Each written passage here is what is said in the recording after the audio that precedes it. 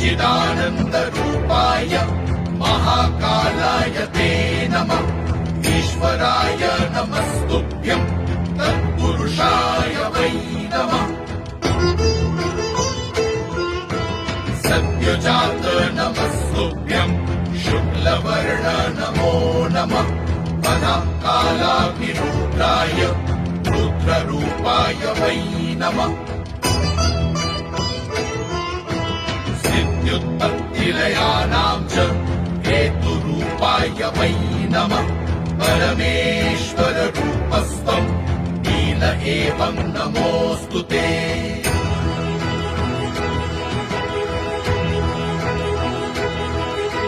पवनाय नमस्तुभ्यं हुताशन नमोऽस्तु ते। सोमरूप नमस्तुभ्यं सूर्यरूप नमो